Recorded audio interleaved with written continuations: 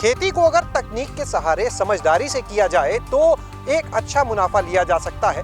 और आज हम पहुंचे हैं बुलंदशहर के खुर्जा देहात क्षेत्र में और यहाँ पर आपको एक ऐसे युवा किसान से मिलाने जा रहे हैं जिन्होंने अपने परिवार में चली आ रही पारंपरिक खेती की तस्वीर को बदला, वहाँ पर तकनीक का इस्तेमाल शुरू किया। इसके अलावा जो फार्मिंग का तरीका था उसको बदलकर मल्टी लेयर फार्मिंग पर चले गए।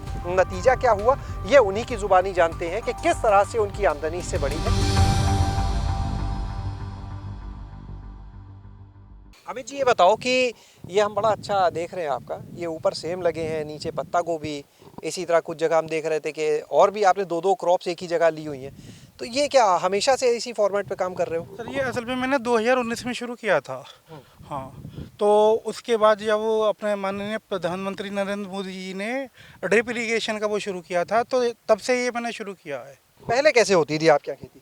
सर पहले धान और अपना गेहूँ वगैरह अपना ले लेते थे, ये था। तो धान गेहूँ करते थे, कितने क्षेत्रफल में करते थे? सर उस वक्त ये लगभग 26 बीघा है। इसी 26 बीघा में किया करते थे हम। कितनी आमदनी होती थी उस समय? सर उस वक्त का तो वो ये अपना घर का खर्चा भी चलाना मुश्किल था। तो फिर ये आपने जो बदला मल्टी लेयर फार्मिंग पे आने का जो फैसला लिया, तो ये कैसे शुरुआत?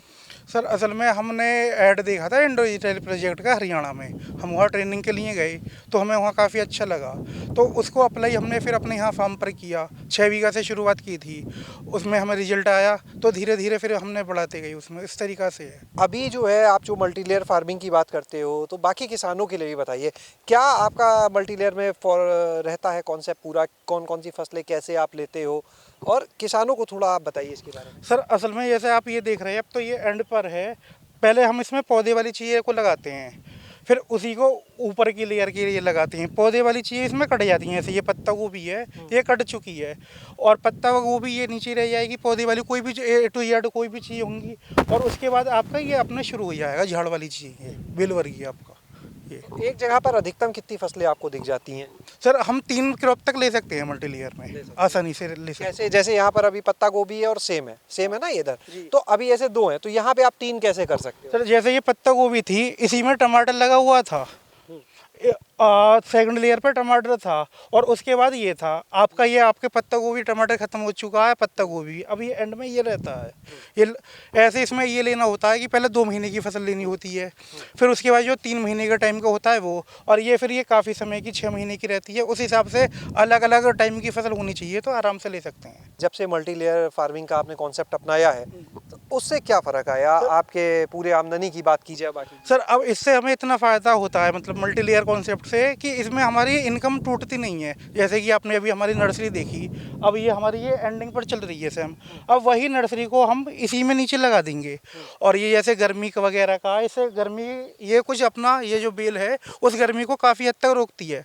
ऑफ सीजन का टमाटर हम इसमें ले सकते हैं, इसमें जैसे हम टमाटर लगा देंगे ये धीरे धीरे ये ख़त्म हो जाएगा, इसको हम काट के नालियों में इसी में डाल देंगे, ये ऑर्गेनिक मैटर अपना मैन्योर के रूप में तब्दील हो जाएगा, और फिर वो टमाटर हमारा आपका गर्मी में ऑफ सीजन का शुरू हो जाएगा। अच्छा, यानी जो जिस सीजन में आमतौर पे किसान टमाटर नहीं ले पाता, आप उसमें भी टमाटर लेते हो? क्योंकि ये धूप को, आपकी धूप को और गर्म हवाओं को ये बेल ये सूखने के बाद भी रोकेगी।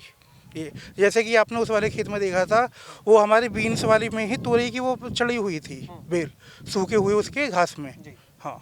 अच्छा, ये जो आपका फॉर्मूला है जिस जो मल्टी लेयर फार्मिंग, क्योंकि है तो पुराना कॉन्सेप्ट लेकिन अभी बहुत कम किसान हम देखते हैं इसको अपना रहे हैं, इसके पीछे क्या वजह है? सर असल में ये जो आदमी ज़मीनी है कि उससे जुड़ा रहता है, करता है, तजुर्बेकार आदमी ही जान कर सकता है इसको, क्योंकि वो शुरू से ही खेती से जुड़ा होना चाहिए। उसे ये पता होना चाहिए कि मेरी 1 महीने का मेरा ये आपका 2 महीने की पत्ता गोभी हो गई, 3 महीने का मेरा टमाटर है, और ये 6 महीने की ये मेरी सेम है, किसी भी उसका पूरा तजुर्बा ज़मीनी हकीकत से होना चाहिए, रियलिटी से, तब जाके वो सारी चीज़ों को इम्प्लीमेंट करके जब कर सकता है वो। मल्टी लेयर फार्मिंग अपनाने के बाद आपने पहले बोला कि इतना ही कमाते थे कि रोजी रोटी चले, हाँ। लेकिन अब मल्टी लेयर फार्मिंग के बाद क्या बदलाव देखते हैं? सर पूरे गांव में आप आए निकल के, मेरा आप घर देखेंगे, आप अलग ही घर देखेंगे। मेरा ये मैंने 2 साल में अचीवमेंट किया है, उस घर का 60 लाख रुपए मैंने अपने घर में ही लगाए, और अच्छे खासे अपना सब कर रहे हैं। और मैंने काफ़ी हद तक, अब मेरे यहाँ 20-22 लोग लगे रहते हैं, 3 आदमी लगे रहते हैं, और तब ये हिम्मत नहीं होती थी कि और पैसा लगाएं खेती में, अब इनसे इतनी हिम्मत है। सर मेरे बड़े बड़े 80 बीघे के फार्म हैं अब। और अब टर्नओवर कितना है? सर लगभग सर 30-35 लाख रुपए आराम से बच जाता है। हाँ, जो अभी तक इतना, और आगे मैं बढ़ा ही रहूँ।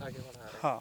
तो जो लोग कहते हैं खेती घाटे का सौदा है, तो आप यानी दिखा दिया कि नहीं भाई घाटा नहीं, इसमें तो बहुत मुनाफा। सर या तो उन लोगों ने करनी नहीं चाहिए, या कोई दिक्कत आ गई तो उन्होंने पैर अपने पीछे खींच लिए, वो लोग ऐसे कहते हैं।